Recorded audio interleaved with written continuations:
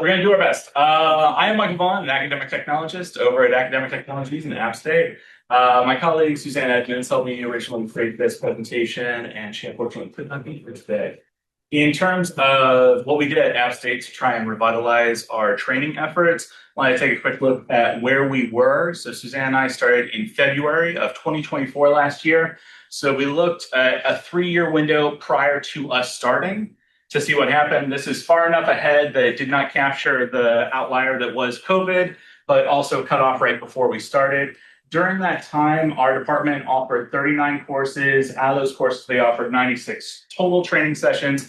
They had about 775 total registrations during that time, for an average of about 8 people in every single training session that they offered. By the time fall 2024 rolled around, we had tried some new things. We offered 24 courses that semester, Suzanne and I. 50 sections of training. We had well over the entire amount that we had for the 3 years prior to us joining, with an average registration of about 22/30. The 22 is our department-wide, 30 is just Suzanne and I. Our registration thresholds were also much better, so 3/4 of our sessions had at least 10 people register for those. In terms of some of the secrets to success that helped make that all possible, one thing that we definitely do is we always plan ahead. We plan an entire semester at a time, including some placeholders for things that can be added along the way, just in case.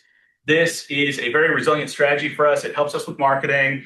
It also helps us protect our schedules in advance so we don't get added to, let's say, like a committee or something during a time where we're doing an awful lot of training or planning to do that. Also makes it easier to pivot if we know that we need to train on something else.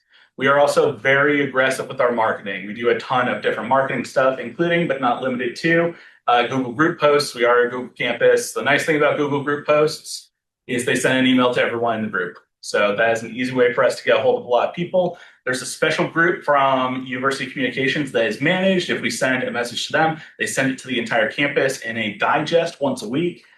We attend open meetings. We are we swipe right on everybody. If they want to talk to us, we absolutely want to talk to them. We will go to every meeting we are invited to. We will even drop some hints to say, hey, could you invite us to that? So we show up to committee meetings as well, let people know some of the work that we do and that is available for them. We do webinar recordings and we send out emails and we promote our other sessions in those emails. We have a monthly newsletter, of course we do. We have a website, of course we do. Sometimes we do digital signs for big events. We do direct targeted marketing, so we track who comes to our sessions. We send them emails directly, BCCing, of course. Don't want to start any reply all massacres, but we do direct targeted marketing for folks when we do new trainings that we think might be related to that. We incorporate it into support requests, and support is something that our team does, and shameless self-promotion whenever we can all the time. In terms of what some of those early things have done to help us out, last fall, we did really, really well, like we said, and then we tried to keep that going in spring. So in spring of this year, we had pretty much the same number of courses. We went up by 1, pretty much the same number of sections. And then for overall registrations, that didn't go very well. And the number of people who were coming to each session went down as well. And we noticed that spring is very, very difficult. But B, there were some successes in there that paid off in terms of lessons learned. One of those biggest lessons learned is we got a huge return on investment for big events. Those were the things that really paid off for us.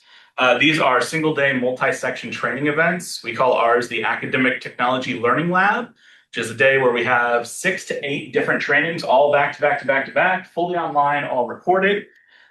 Those represented collectively, the one that we did for staff and faculty, 40% of all training registrations for spring. We also put a focus on targeting what's popular, so things like AI. We had a presentation design series that lasted 3 weeks. Those popular topical sections of that other here, they represented about 50% of that other. So between our 2 major events and the topical sessions, that covered the bulk of our training. Some other things that we do, we are very consistent in what we do all the time. So all of our sessions are almost always virtual unless we've been invited to give an in-person presentation. Almost all of our sessions are going to be at 11 a.m. in the morning. They're going to last 40 minutes. That is it. It seems to be the sweet spot where people still get a bathroom break before they go to do whatever they need to do next. And one of the other things we love to do is we always start on time. Faculty and staff are not kids, but like one lesson that I can pull from my kids is, I can fuss at them about the things that I don't want them to do, or I can praise them for the things that I do want them to do. And I always want to reward the people who show up on time for the stuff that we want to do. So we always start on time religiously. So people like come to expect that from us. We record and send every webinar, every training that we do. In fact, we put in our marketing materials that there is no penalty. So if you cannot make it, we will still send you the recording. We actually had to edit the default language that was going out from our registration platform because it was telling people to deregister if they cannot attend live. So we had to fix that. So we get more people signing up because they know that even if they can't make it, they're going to get the recording regardless. And we maintain this consistency all the time. This also includes the stuff we do behind the scenes to make everything flow. We've standardized a lot of practices. So we use the department account to schedule all the Zoom meetings. That means that if I get hit by a bus, Suzanne can just go into the department account and have access to the link, or anyone else on our team can too. That also means that when the recording is done and it's pushed to Kaltura from Zoom, it's pushed to the department's Kaltura account, which means anyone can access it. So if I separate from the university, or again, get hit by a bus, everyone has access to that recording. We add ourselves as alternative hosts when we schedule those meetings. We add it to a shared calendar where we add to the shared calendar, invite ourselves to the meeting, and set the location as the Zoom so that everything is centralized. Again, hit by the bus rule. We also have a shared resource folder with things like training outlines, any materials that we're going to use, prompts if it's an AI training, stuff like that. We also standardize all of our recordings. So when we share those out with people, it's usually as an unlisted link, or if it's an AI training, we have a media space in Kaltura where they do have to log in, but everything's in one place like a playlist. We also standardize the look of those using thumbnails. So I have a keynote deck where we use a template to make sure that the thumbnails for all those videos look exactly the same. That's really helpful because it's really hard to see here. But last year was App State's Quasquicentennial, so it's the 125th anniversary. They've changed branding between 2024 and 2025 because it's the 126th year, and that's not as fun to talk about. So, it makes it easier for us to update the look and feel of the videos when they're embedded somewhere. We also, building on that, provide same-day recording. So whenever someone comes to an event, they get a recording the exact same day in their inbox. We use email templates to make sure that they are getting the exact same thing every single time. We're a Gmail school, so we use a feature called Layouts. I'll show you that in a second. And we use those opportunities to advertise other sessions that are coming up or that they might be interested in. So if you've never used it before, this is sort of what Layouts looks like in Gmail. It's a way to create a slightly nicer, more professional looking email. And again, we can reuse those templates. We can share them just like their files in Google Docs. And we use them to shamelessly self-promote all the other stuff that is coming up that we are going to be doing. In terms of where this has paid off for us longer term, if we look at fall 2024, which we measure from the end of spring semester all the way through the end of fall semester. So fall 2024, these were our numbers we shared earlier: 24 courses, 50 training sections, about just over 1,100 people registering, about an average of 22 people registering for each section. In terms of where we are for this fall, keeping those things up for an entire year, we offered 37 courses this time around. We offered 78 sections of training. This was a resurgence in both interest in AI, but also the looming accessibility laws. So now there is a little bit of a stick behind the carrot of training, right? We are up to almost 2,000 people registered for training since May 20th of this year. And we are averaging about 24 people in each of our sessions. So all those things overall, if we go back to the very beginning and we look at how our department performed in the 3 years prior to Suzanne and I joining, I promise this is not a LinkedIn post. It's just to show that like this stuff works. Again, between January of 2021 and January of 2024, the department as a whole collectively offered just under 40 courses, just under 100 sections, served just under 800 people, and had about 8 people show up for each training session. In terms of where we are now, from February 2024 to present, we have offered 64 courses. We have offered 200 sections of training to over 4,000 different registrations.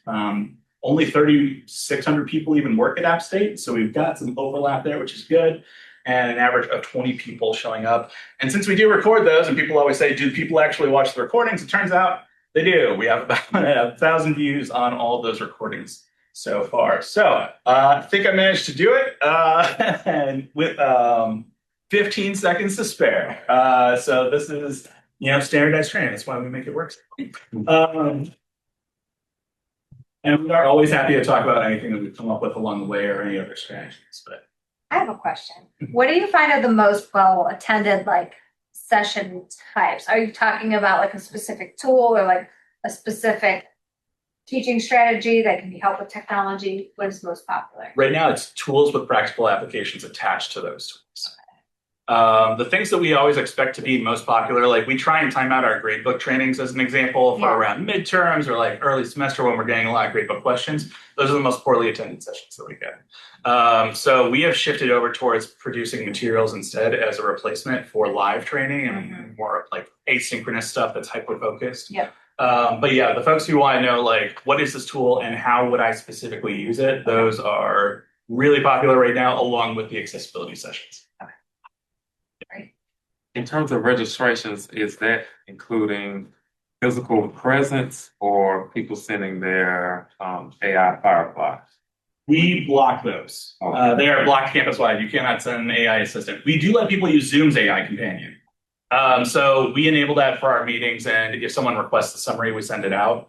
But the Otter AI and things like that are essentially blocked.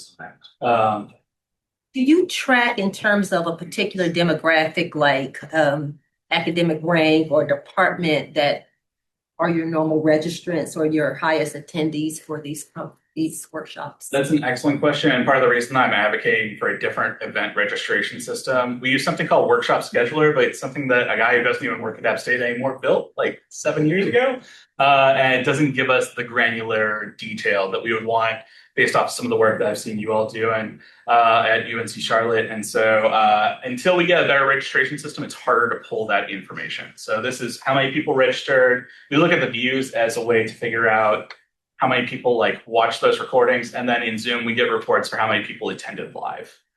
But being able to merge that data is a challenge. How's your recordings? Gotcha. I have one question. Were your sessions always just on Zoom, or did you all ever do any in person? We will do in-person by request, but by far the way that we get people to show up for stuff, if they're not already a captive audience for a meeting, is we operate virtually. Yeah, so every single session's at 11 a.m. We switch up the days so that people have a better chance of being able to attend. But it's always virtual, it's always recorded.